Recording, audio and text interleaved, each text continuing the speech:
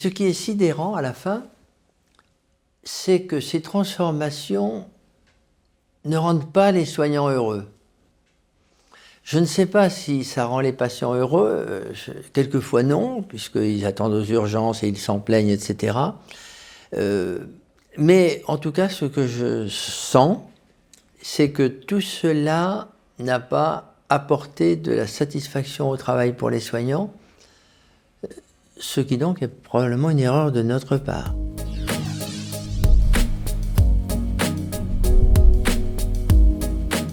Bonjour, je suis Félix Mahmoudi, fondateur de Leader for Health. Bienvenue dans Raison d'être, le podcast qui réunit les leaders du monde de la santé d'hier, d'aujourd'hui et de demain. Dans cet épisode, nous accueillons Monsieur Jean-Patrick Lajonchère, ancien directeur général du groupe hospitalier Paris-Saint-Joseph et transformateur dans l'âme. Bonjour Jean-Patrick. Bonjour Félix. Pour commencer, est-ce que vous pouvez nous raconter votre parcours professionnel ? Je suis ingénieur, école des mines d'Alès en 1978, et j'ai commencé diverses vicissitudes, mais comme ingénieur de maintenance pendant 15 ans dans les hôpitaux, à Paris, à Vienne, dans l'Isère. Et après m'est venu le goût de diriger et de m'occuper d'un hôpital. Donc j'ai eu le plaisir d'obtenir la direction de l'hôpital Louis-Mourier à Colombes, puis de l'hôpital Saint-Louis, à Paris toujours, et d'un quart de l'assistance publique hôpitaux de Paris. Et pour retrouver le terrain, j'ai été recruté par l'hôpital, par le groupe hospitalier Paris-Saint-Joseph, dans le 14e arrondissement. Et j'ai exercé pendant 15 ans comme directeur général dans ce groupe. Est-ce que vous pouvez nous donner le plus gros tournant de votre carrière ? Alors le plus gros tournant s'est passé au début. À la sortie de l'école, j'avais très envie de faire de la prospection pétrolière. Et j'ai un contrat d'Elf Aquitaine en poche, toujours gardé précieusement à la maison. Et le soir même de mon embauche, l'après-midi même de mon embauche, le médecin du travail, parce que j'ai une vue très mauvaise, refuse mon embauche. Et je me suis retrouvé débauché le jour où j'ai été embauché. Et j'avais laissé passer d'autres opportunités pendant l'été. Et en octobre 1978, je me retrouve sans rien. Ma future épouse, travaillant à Paris, voit un jour des affiches disant « L'assistance publique recrutait des ingénieurs, je passe le concours, je l'ai, me voilà arrivé comme ingénieur de maintenance à Cochin. » Tout ça pour expliquer à ceux qui ont un plan de carrière qui peut être soumis à aléas. Vous n'étiez donc pas prédestiné au monde de la santé ? Absolument pas. Absolument pas. Et je n'avais quasiment jamais consulté dans un hôpital. Dans quel type d'environnement vous avez grandi ? Je suis provincial, j'ai grandi dans un petit village de la Nièvre, de 2000 habitants.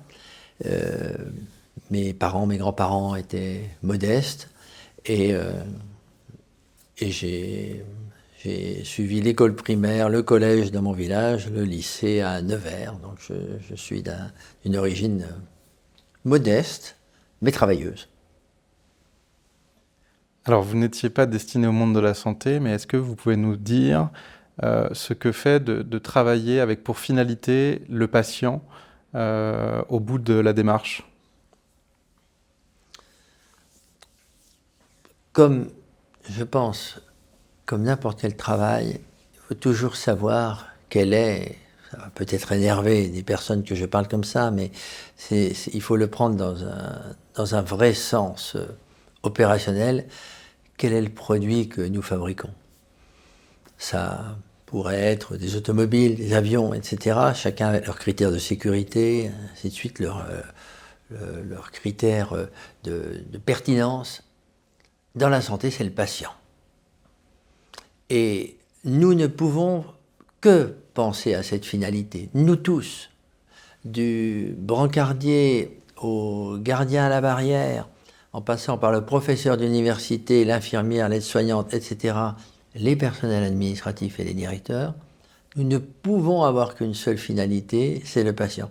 Et quand nous en dévions, quelle qu'en soit la raison, nous avons tort.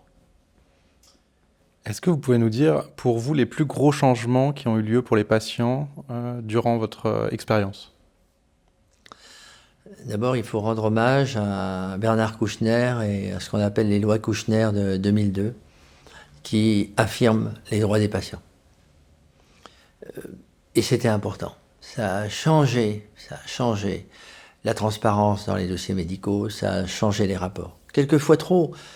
À Saint-Joseph, on a même été obligé d'écrire quelque chose que j'appellerais les droits et les devoirs des patients et les droits et les devoirs des soignants. Mais il était essentiel que ces lois arrivent et il était essentiel de remettre justement le patient au cœur de ce qui l'intéresse le plus, c'est-à-dire de sa santé. Et nous tous sommes autour. Je pourrais donner l'image.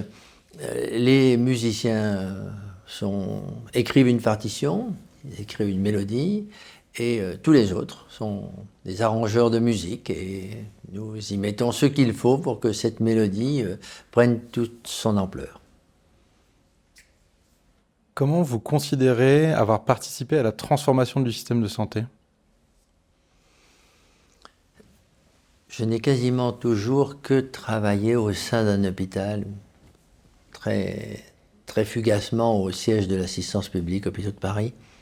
Donc je ne peux parler que de mon engagement de terrain. Si je prends un exemple, quand j'arrive à Saint-Joseph avec un déficit de 28 millions d'euros et qu'on le transforme en résultat positif, d'ailleurs, pour partie consacrée à de l'intéressement pour le personnel et pour une autre partie à améliorer les investissements, parce que c'est ça un résultat d'hôpital. Quand un résultat est positif, c'est surtout qu'il donne une perspective de pérennité et d'investissement. Je pense que quand on réussit une transformation qui passe d'un résultat qui met en péril une des institutions les plus importantes de Paris, aujourd'hui nous sommes le premier privé non lucratif de France, eh bien on transforme le système de santé parce que justement on redonne la pérennité à une institution. Et je crois qu'on a souvent tort de se demander ce qu'on ferait si on était ministre, on a souvent tort de se demander ce qu'on ferait si on n'était pas au poste où on est. La vraie transformation du système de santé est faite par chacun d'entre nous, au bénéfice du patient, au bénéfice de ses besoins et au bénéfice de ce que peut supporter la collectivité nationale. Qu'est-ce qui a le plus changé de votre point de vue? Le plus changé, c'est très difficile à dire, puisque tout a changé. Tout a changé. Clairement, la médecine a fait d'immenses progrès, on n'a jamais soigné aussi bien, la pharmacie a aidé les dispositifs médicaux, l'imagerie, la biologie, tout ça, on n'a jamais été aussi performant depuis que l'humanité existe. Ça, c'est une certitude. On n'a jamais non plus été aussi transparent et été aussi performant dans la traçabilité des dossiers. Alors beaucoup se plaignent des tâches administratives. Je les comprends, je peux les comprendre, mais ces tâches administratives sont très souvent des tâches qui garantissent la sécurité. Et là, les systèmes d'information ont évidemment fait d'énormes progrès en parallèle. Vous voyez, que de transformations dans toutes ces années. Et ce qui est sidérant à la fin, c'est que ces transformations ne rendent pas les soignants heureux. Je ne sais pas si ça rend les patients heureux, quelquefois non, puisqu'ils attendent aux urgences et ils s'en plaignent, etc.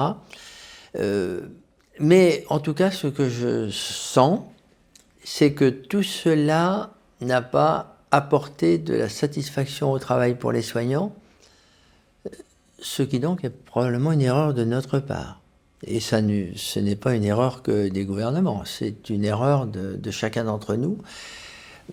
Il me semble que la Covid a exacerbé cette difficulté d'être au travail, et je ne suis plus en charge d'une direction générale, mais je le serai. D'ailleurs, nous l'avons fait à Saint-Joseph en inventant les bulles du personnel, qui sont des espaces de repos, aménagés pour ça et reconnus pour ça. Nous devons améliorer la qualité de vie au travail parce qu'on ne peut pas avoir ces évolutions technologiques, ces évolutions en matière de traçabilité, tout ça avec des soignants malheureux de ce qu'ils font. Vous pensez que c'était mieux avant et que le système a évolué dans un sens où les gens trouvent moins leur place ? Alors je me suis toujours gardé de dire que les choses étaient mieux avant. Parce que je pense que c'est un syndrome de personne âgée. Ce n'est pas grave d'ailleurs d'être un syndrome de personne âgée, mais c'est presque pathologique de penser que c'était mieux avant. Quand on dit qu'on n'a jamais aussi bien soigné, on ne peut pas dire que c'était mieux avant. On ne peut pas dire que c'était mieux avant quand, dans mon enfance, j'avais des copains qui avaient de la poliomyélite et en restaient handicapés, que les sanatoriums existaient avec la tuberculose, etc. Non, arrêtons, ça n'était pas mieux avant. Mais par contre, nous n'avons probablement pas su assez accompagner le mouvement et assez continuer à mettre les soignants au cœur de l'humain. Et l'humain, c'est le métier des soignants, et ils en ont envie, et avec toutes les tâches que le besoin impose, eh bien, on ne les a probablement pas assez automatisés, assez accompagnés pour que les soignants retrouvent du temps. Quand on parle de temps, est-ce que vous pensez que le temps pour avoir des résultats profonds de transformation et de changement compris par le terrain, à contrario des résultats immédiats qui sont souvent demandés à des postes de directeur général et à des postes de direction, comment vous percevez cette nécessité du temps long et comment vous avez fait pour le manager avec des transformations profondes sur lesquelles vous avez réussi à vous engager ? J'ai d'abord quelquefois regretté de ne pas rester assez longtemps à des postes. Je suis nommé en juin 2000 à l'hôpital Louis-Maurier à Colombes. J'en repars parce que je suis nommé à Saint-Louis en mars 2003.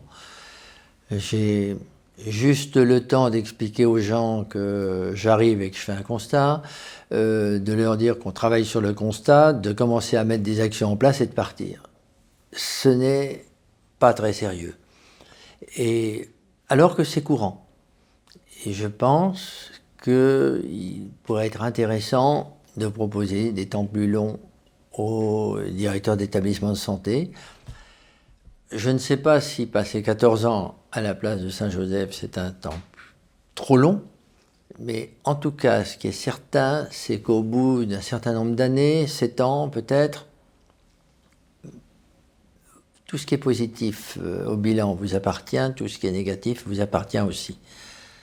Et ça renforce, je pense, la conviction qu'on travaille pour quelque chose, ça renforce la confiance que les équipes ont en vous, en sachant que vous allez rester assez longtemps et que vous ne serez pas une étoile filante. Que ceux qui pensent que c'est bien me pardonnent le terme, mais en tout cas, ce n'est pas ma conception du management et de la direction d'hôpital que de rester trop peu de temps. Alors vous avez réussi à motiver vos chefs de service médecins, vos directeurs, vos cadres de santé pour s'inscrire dans la durée ? Vous avez un secret ? Alors d'abord, les médecins s'inscrivent dans la durée. C'est très rare que les médecins ne s'inscrivent pas dans la durée. Les chefs de service médicaux s'inscrivent dans la durée. C'est presque par construction. Et donc, c'est plutôt quand nous sommes des apparitions fugaces, c'est plutôt là qu'on n'est pas dans le mode de pensée. Par contre, les infirmières, et surtout les infirmières, les aides-soignantes n'ont pas cette approche. Les infirmières restent souvent peu de temps dans des postes. Et là encore, c'est probablement parce que la pression est trop forte. Je ne pense pas qu'elles aient envie de changer pour changer. Je pense qu'elles ont besoin de changer d'univers pour changer de pression et peut-être d'aller à un endroit où ils en auront moins, où leurs attentes seront mieux satisfaites, ce qui n'est d'ailleurs pas toujours le cas. Et donc, vous voyez, on a à travailler, non pas en général, mais par catégorie particulière, par service particulier. Et quand la communauté, parce qu'à Saint-Joseph, il y a aussi des gens, y compris infirmières, qui ont fait toute leur carrière dans Saint-Joseph, et quand les gens savent que vous vous inscrivez dans une durée, ils vous font plus facilement confiance parce qu'ils sentent que les réformes que vous allez leur proposer, leur imposer quelquefois, seront des réformes durables. Et qu'elles ont peut-être une chance si elles sont bien comprises, donc ça veut dire si vous vous êtes bien expliqué, et si vous avez assez écouté, qu'elles ont une chance d'apporter du bénéfice. Pas toujours facile au départ. J'ai eu l'opportunité de vous voir en tant que directeur général quand j'étais au groupe hospitalier Paris-Saint-Joseph. Vous aviez un CODIR avec de nombreuses femmes. Vous avez nommé des chefs de service femmes. Est-ce que vous pouvez nous dire comment vous percevez l'évolution de la place des femmes et des hommes dans le monde de la santé, vous qui avez une longue carrière derrière vous? Heureusement, on s'est mis à nommer des femmes chefs de service, parce que c'est quand même étrange.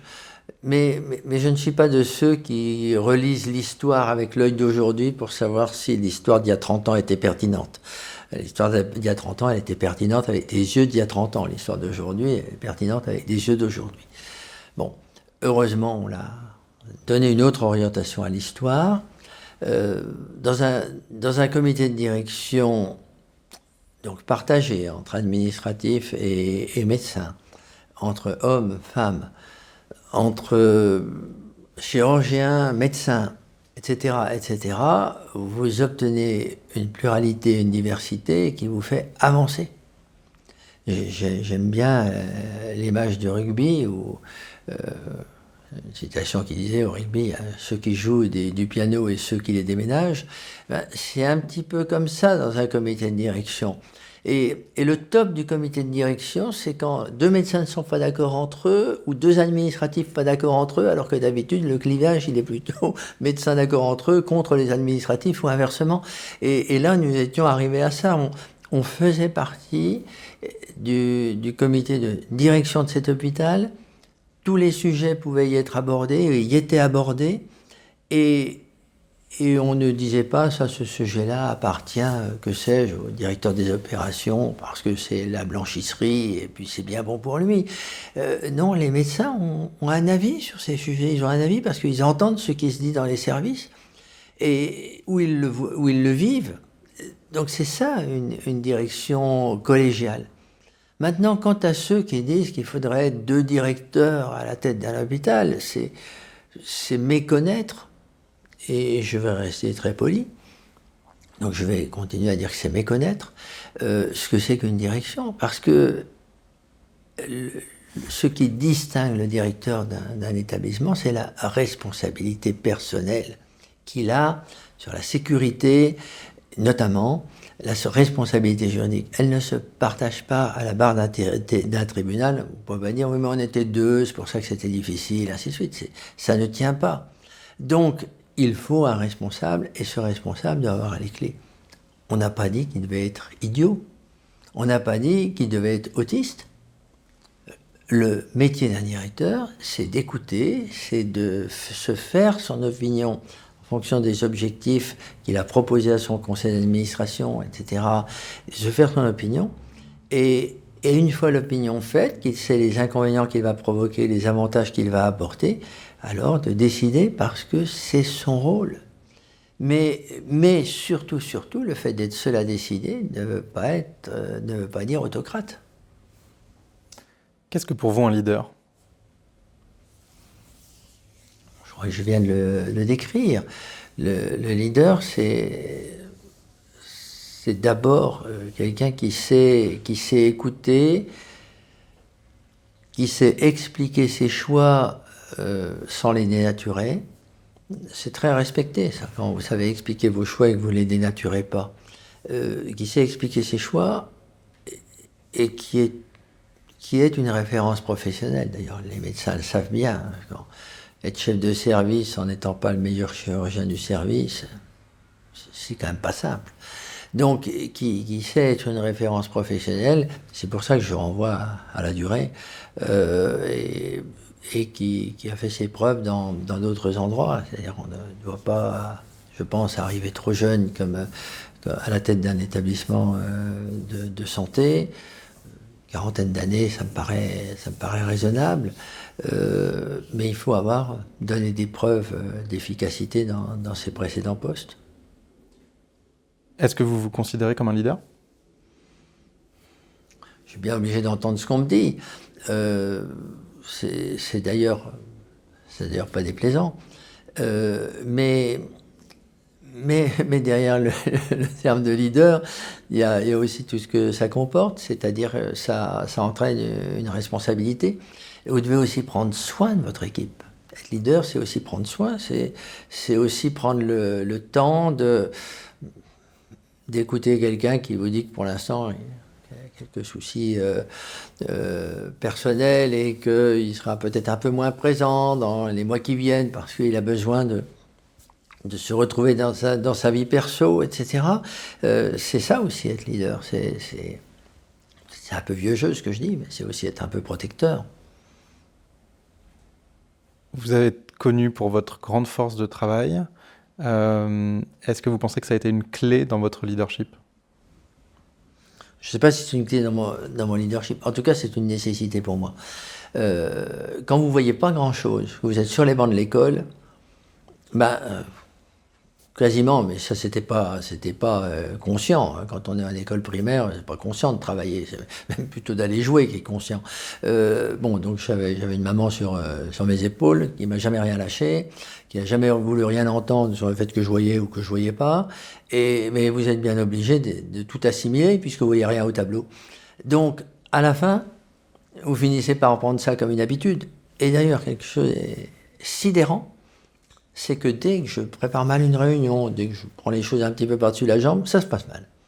Donc à la fin, vous vous dites, bon, j'ai pas le choix, il faut que je bosse, parce que sinon, ça va tout partir en quenouille, et donc vous bossez. Alors après, qu'est-ce que ça fait sur la vie personnelle, sur la vie de famille ? Probablement pas sans incidence. Et des fois, vous vous dites vite, il faut que j'aille mettre des bouchons dans la coque, parce que l'eau fuite partout. Mais ça impose aussi, de la part de votre famille, une certaine participation à l'œuvre commune. Le fait d'avoir été logé sur place presque tout le temps fait que ma famille, ma femme, mes filles font partie des hôpitaux. Alors, je ne dis pas que c'est bien, je dis juste que c'est mon expérience. Comment vous avez fait pour fédérer ces métiers si différents que peuvent être les médecins, les soignants et les administratifs, qui par ailleurs peuvent venir de tous bords et de tout type de formation ? Comment vous avez fait pour les fédérer et qu'ils s'entendent et qu'ils arrivent à construire ensemble un projet d'établissement ?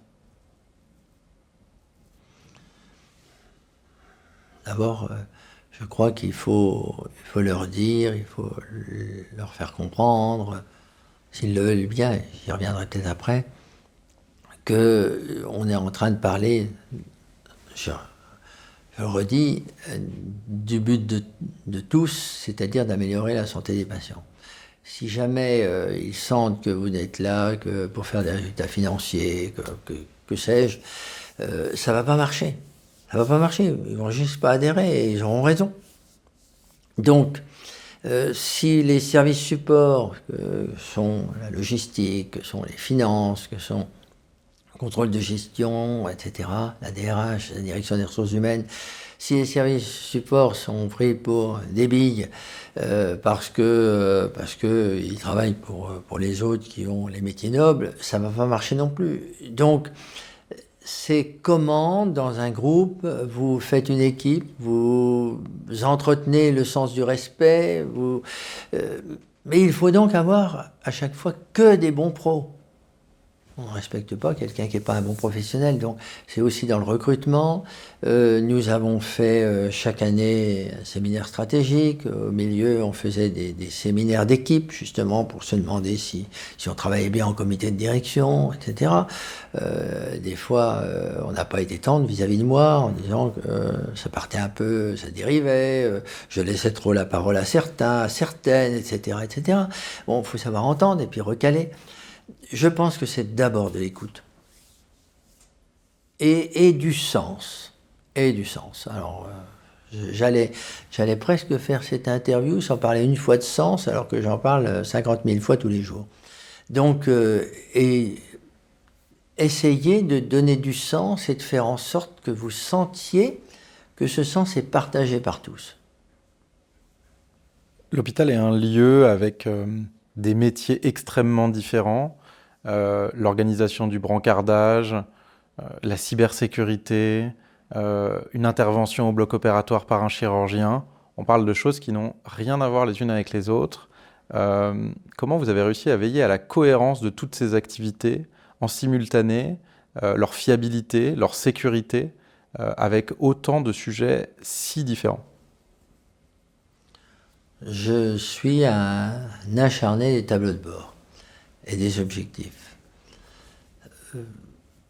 Déjà, nous créons, chaque début d'année, nous créons pour le comité de direction notre corpus d'objectifs. Tout le monde sait où les autres vont. Je faisais référence à la musique.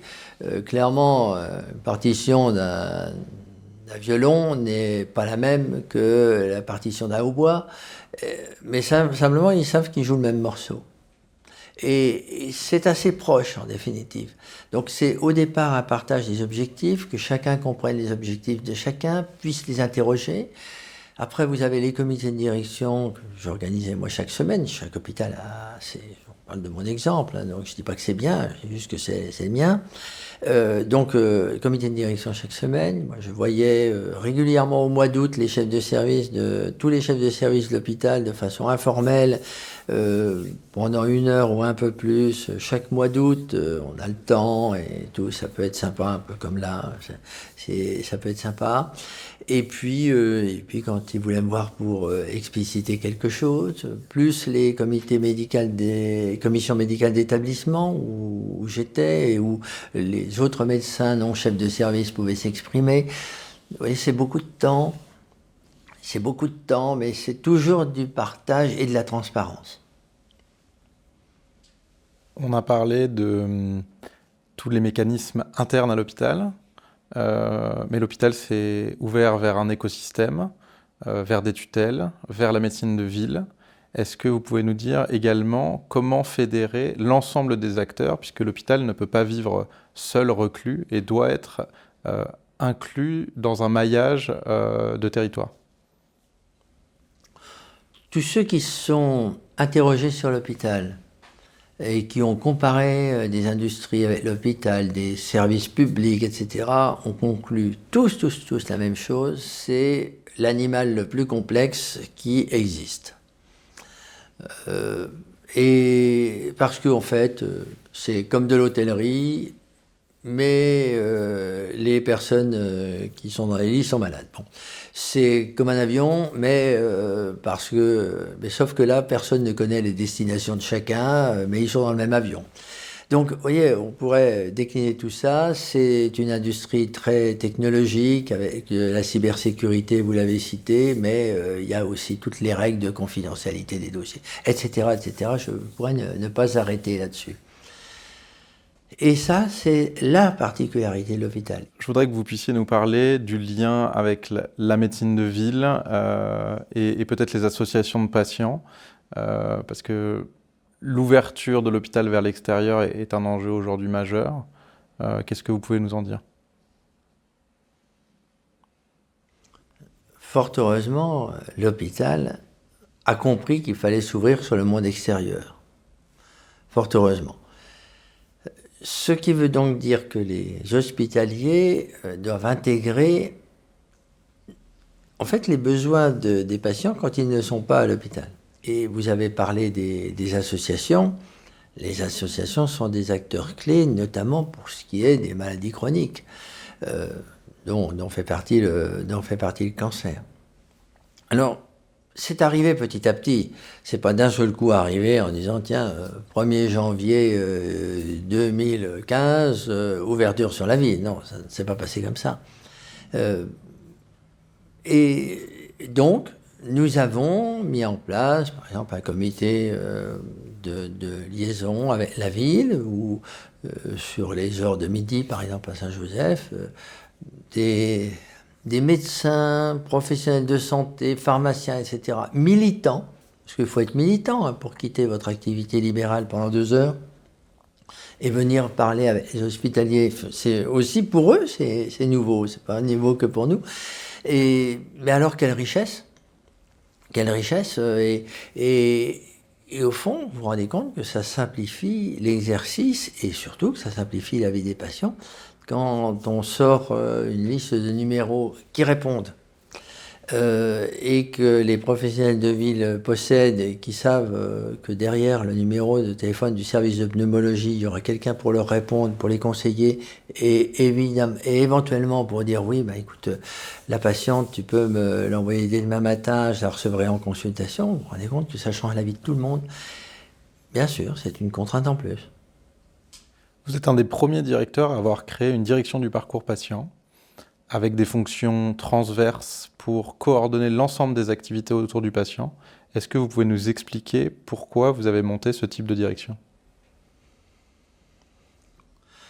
J'en reviens à mon histoire de mélodie et d'arrangement. D'abord, le terme n'était pas choisi par hasard. C'est parce que on sait qu'un hôpital sait faire de la médecine.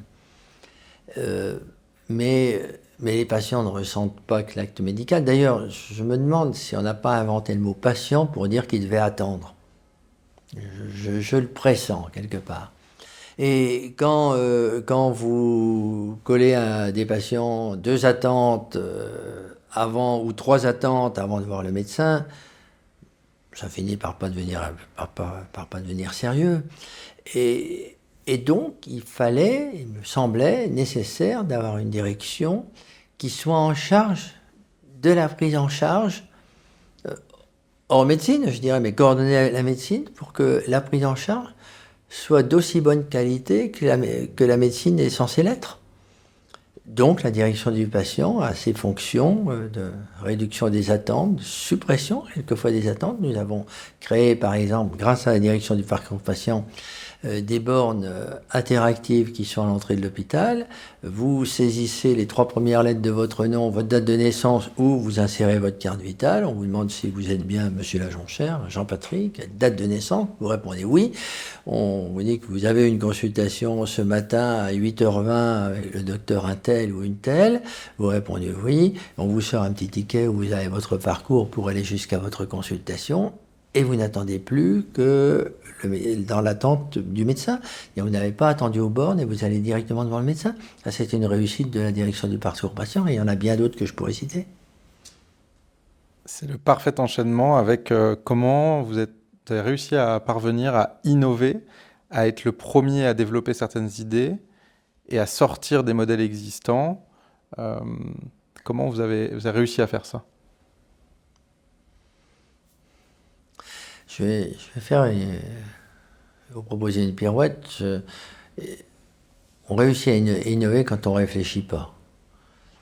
Si vous réfléchissez à tous les problèmes que vous allez avoir, si vous faites des choses innovantes, vous n'innovez pas.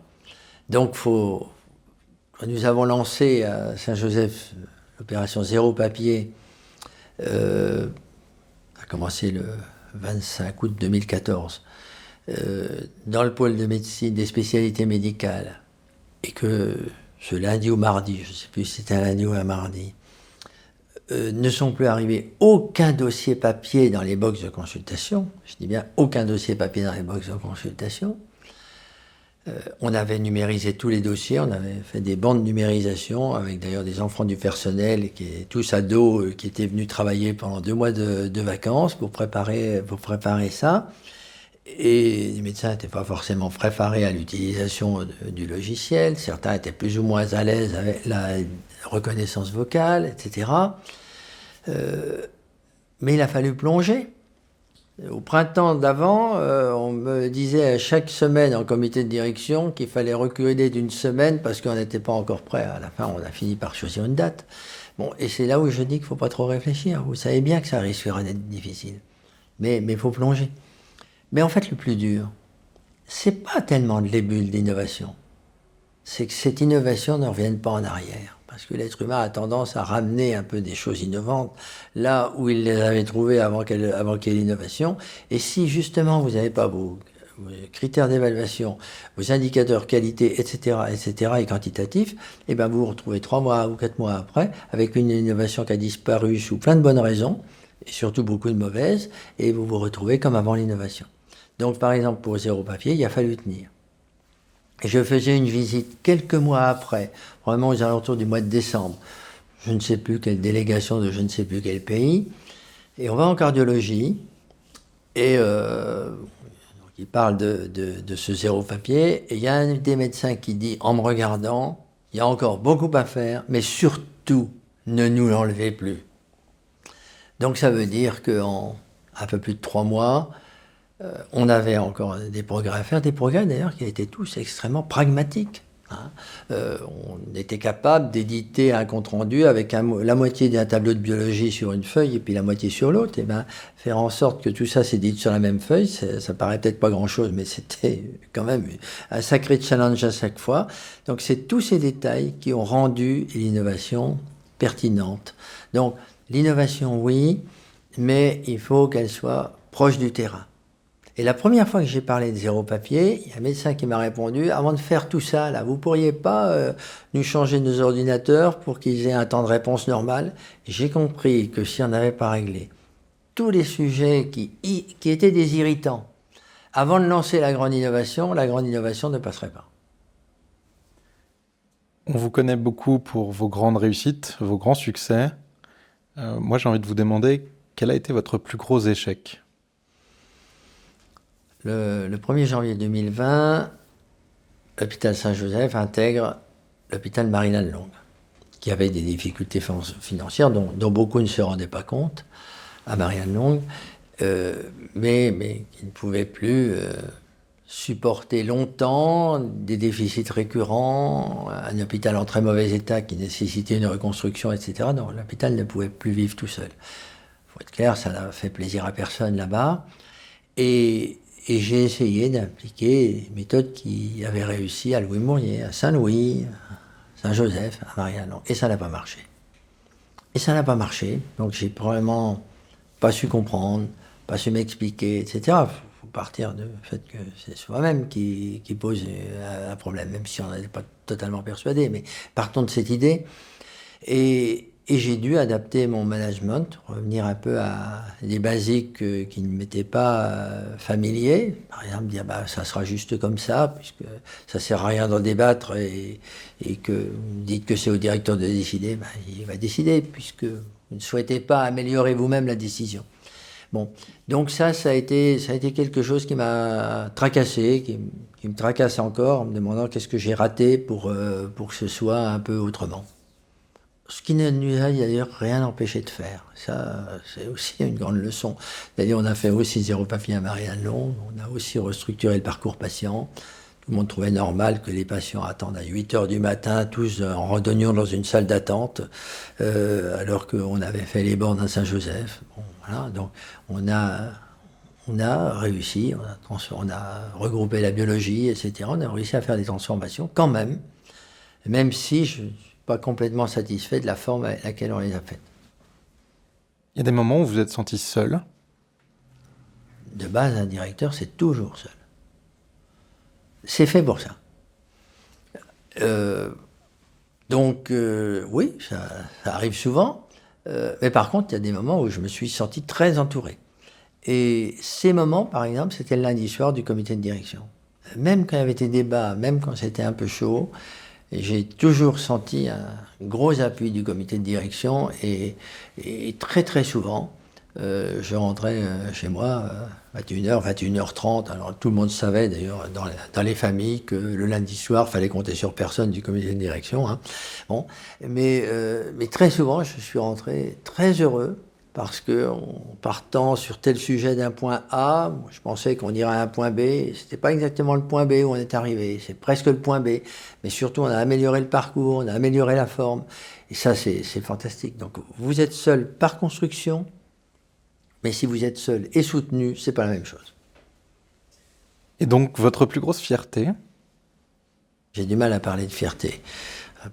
Ma plus grosse satisfaction, c'est avant le Covid. Les années 2017, 18, 19 de Saint-Joseph, qui étaient des années où on permettait de beaux investissements, où on était un des hôpitaux les plus enviés par les confrères de nos chefs de service, etc.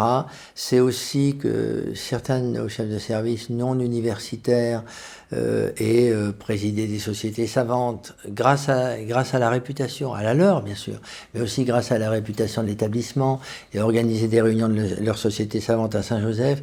Tout ça, ça a été pour moi une grande satisfaction. Mais une grande satisfaction parce que je sentais qu'on vibrait à l'unisson. Alors évidemment j'ai plein de détracteurs à l'intérieur de l'hôpital et je dirais heureusement parce que sinon il y aurait quelque chose qui cloche. Mais ça a été et ça reste encore une grande satisfaction personnelle. En quoi votre carrière a-t-elle contribué à votre bien-être personnel?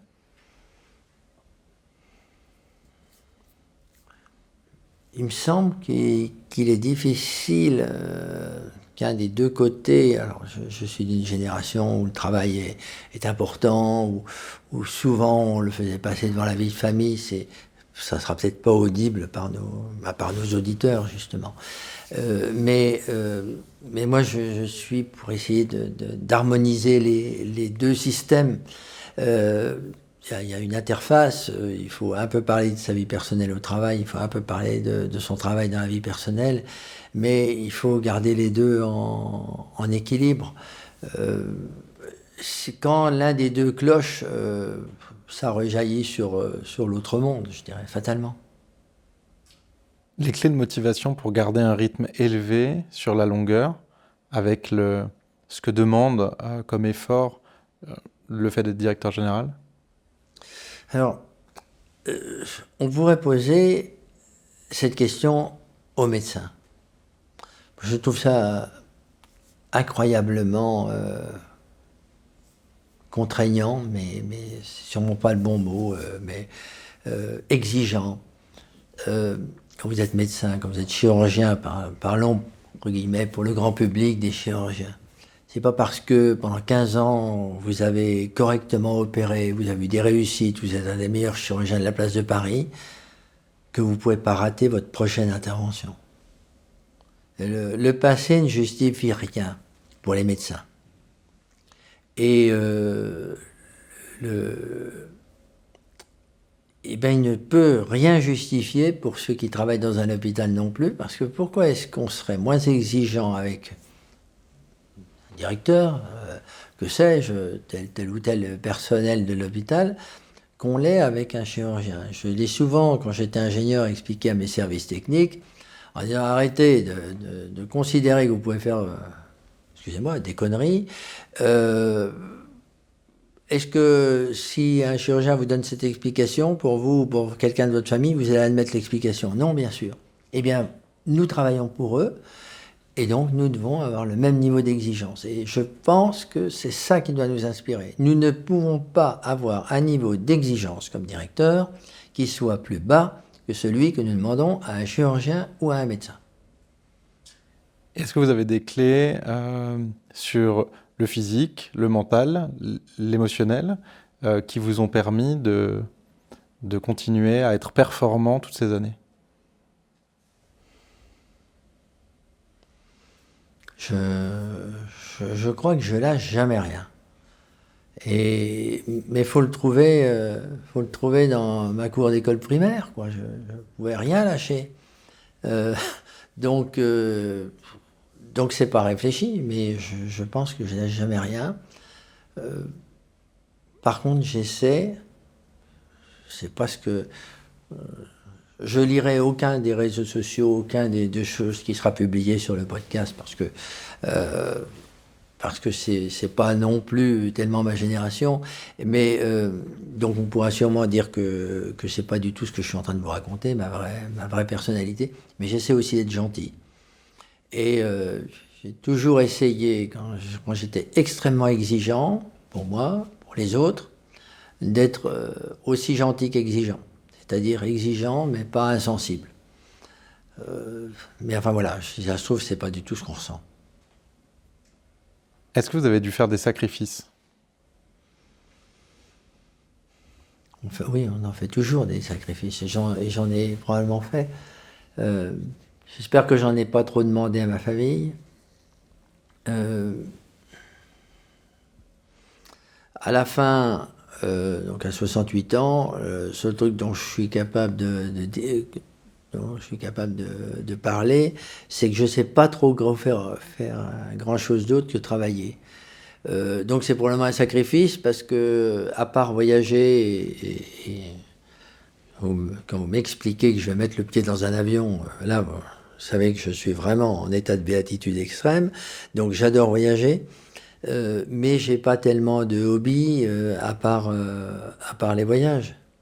Donc c'est probablement que j'ai fait des sacrifices, c'est-à-dire que j'ai pas eu tant que ça de vie, je dirais, ludique en dehors. Qu'est-ce qui a guidé vos choix? Je ne réfléchis jamais quand je choisis. Ça, c'est un principe de base parce que j'estime qu'on ne peut raisonnablement réfléchir que quand on a toutes les données d'un problème. Or, quand vous choisissez entre deux options, par exemple, prendre un travail A, un travail B, ou quitter votre travail pour en prendre un autre, vous ne savez absolument pas ce qui se passera dès la première minute après votre choix. Ou alors dès la première minute si vous aviez fait le choix inverse. Donc pourquoi réfléchir sur qu'est-ce que ça va apporter dans 5 ans, dans 10 ans, etc., puisque la vie fera autre chose. Donc il faut réfléchir avec les données que vous avez, et puis faire confiance à votre instinct. Et ça, j'ai jamais réfléchi pour un choix de poste. Les niveaux de rémunération ont une importance dans vos choix? Le niveau de rémunération a une importance pour moi s'il ne me permet pas d'avoir la vie personnelle que j'ai envie d'avoir et de donner à ma famille le bien-être que nous estimons en famille, dont nous estimons en famille avoir besoin. Et c'est ça mon propos le plus fort par rapport à ma rémunération. Je pense quand même que si vous êtes dans les critères de rémunération de telle ou telle profession, si vous demandez plus, c'est que quelque chose cloche. Et quelque chose cloche dans votre vie personnelle, dans votre vie professionnelle, et à la fin, vous finissez par dire pour ce que je m'emmerde au travail, autant que je sois bien payé. Donc, mais si vous n'êtes pas dans un travail mal organisé, avec des managers difficiles, etc., généralement, nous tous, nous contentons de ce que la moyenne, la médiane, que sais-je, le corpus de la profession offre à ses salariés. Est-ce que vous avez eu un mentor pendant votre carrière? Alors, j'en ai eu au tout début. Un grand monsieur, directeur de la Pitié-Salpêtrière, M. Jean Franqui, alors qu'il voyait un jeune ingénieur de 23 ans et demi arriver, s'est pris, je pense, un peu d'amitié pour moi, et lors des réunions de chantier auxquelles il participait systématiquement, il me permettait d'assister aux entrevues qu'il avait avec les chefs de service, et ça m'a beaucoup, beaucoup apporté. Et vous savez que plus on est jeune, plus les anciens qui vous entourent ont un impact sur vous. Et là, moi, ce monsieur a eu un énorme impact sur moi. Vous êtes aujourd'hui un mentor? Peut-être, sûrement même. Mais d'ailleurs, je pense qu'un bon mentor ne se comporte pas comme tel. Il essaye plutôt... non pas de, quand on donne des conseils, il faut faire attention parce que c'est juste des conseils, mais qui ne s'appliquent peut-être pas à la lettre. Donc il faut donner, quand on vous pose des questions, il faut donner des ouvertures, il faut donner des pistes, mais il faut s'en arrêter là. Comment pensez-vous que le monde de la santé va évoluer dans les prochaines années? Quelle est votre vision sur les 10 prochaines années?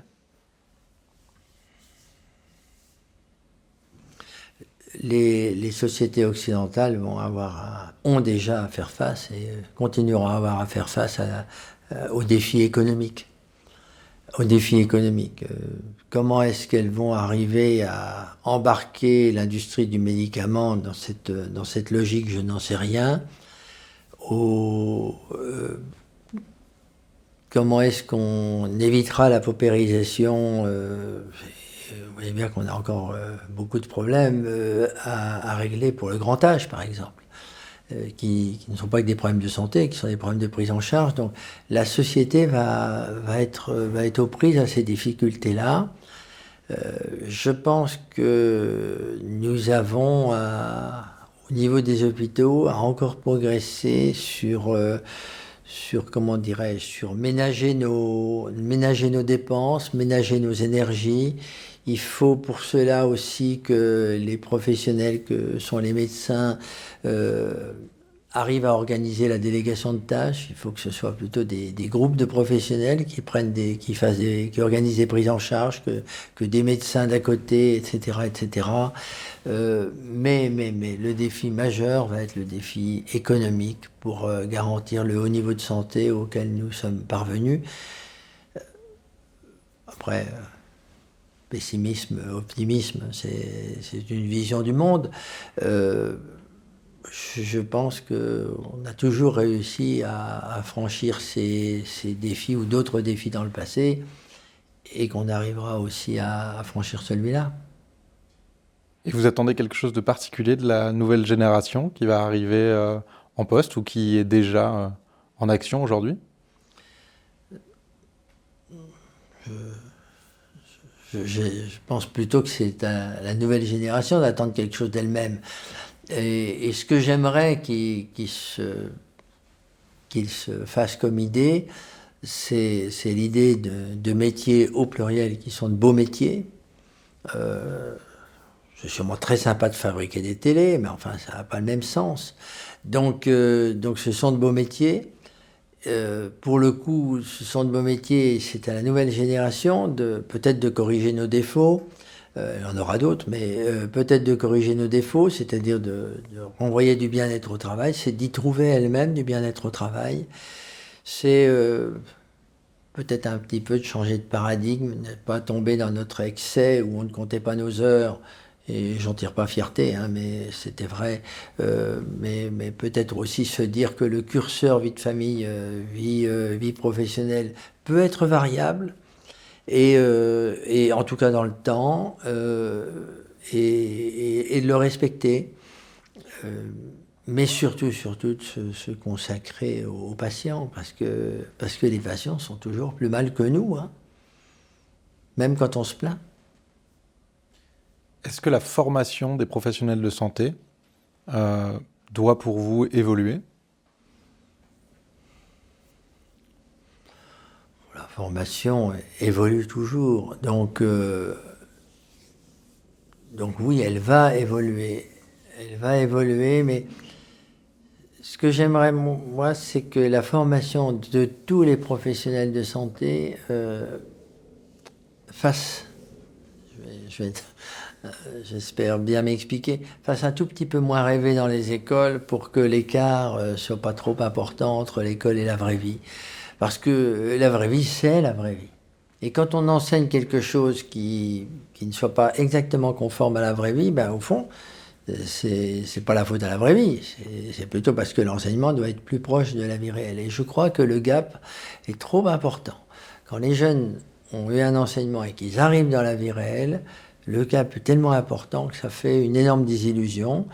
Et donc, il faut plus accorder d'importance encore au stage, mais peut-être moins cocooné, si on fait attention à mon terme, c'est-à-dire un tout petit peu plus en vie réelle, un tout petit peu plus, avec un tout petit peu moins protégé, je dirais, parce qu'il faut qu'on commence à percevoir ce qui va se passer une fois qu'on aura le diplôme. On est bientôt à la fin de notre entretien. Nous avons été très sérieux. Est-ce que vous avez une anecdote à nous raconter?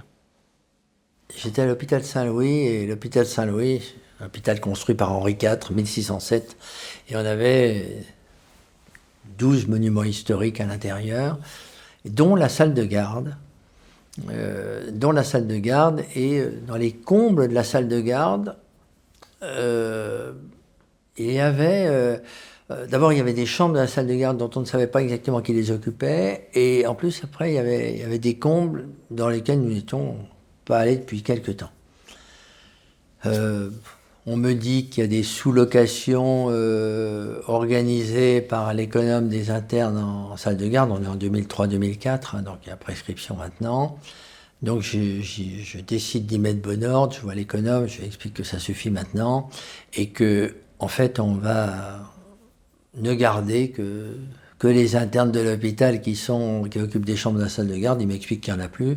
Donc je lui demande de faire libérer les salles de garde, et puis on y arrivait, on mure les portes, etc. Mais on se rend compte qu'il reste encore une vie dans les combles. Et là, en y allant, il y avait un clochard qui s'était installé et qui accumulait des fripes, des choses comme ça, etc. Il s'était organisé une vie très sympa. Et alors surtout, il avait fait des branchements pirates électriques, il avait un réchaud à gaz, etc. Et quand on s'est rendu compte de ce que ça aurait pu faire, que le réchaud à gaz tombe sur les fripes et mette donc le feu au monument historique qui était la salle de garde, vous voyez un petit peu la tête qu'on a pu avoir. Voilà, c'est de la vie hospitalière. Jean-Patrick, c'est quoi pour vous la suite? La suite, c'est espérer que Dieu me prête vie assez longtemps pour finir la direction de la construction du nouvel hôpital Marie-Lannelongue, qui est prévue pour la fin de l'année 2025. Cette construction m'occupe quelques jours par semaine, me renvoie à mon métier d'ingénieur. J'espère d'y apporter mes 45 ans de connaissances hospitalières. Nous en sommes actuellement au rez-de-chaussée. On commence cette semaine les façades. Et c'est un très très très grand plaisir de voir se modeler sous mes yeux un hôpital avec une maîtrise d'ouvrage très performante, une maîtrise d'œuvre aussi des entreprises, avec encore des habitudes du bâtiment qui restent des habitudes du bâtiment. Donc là aussi il pourrait y avoir des anecdotes. Et c'est ça, j'espère qu'il va m'occuper. J'ai aussi quelque chose qui me tient un peu à cœur, c'est organiser un jumeau numérique de l'hôpital pour essayer de mieux anticiper l'organisation. Et ça devrait m'occuper un petit peu encore. Merci beaucoup Jean-Patrick pour votre partage si riche de votre expérience. Merci beaucoup à vous. Merci Félix.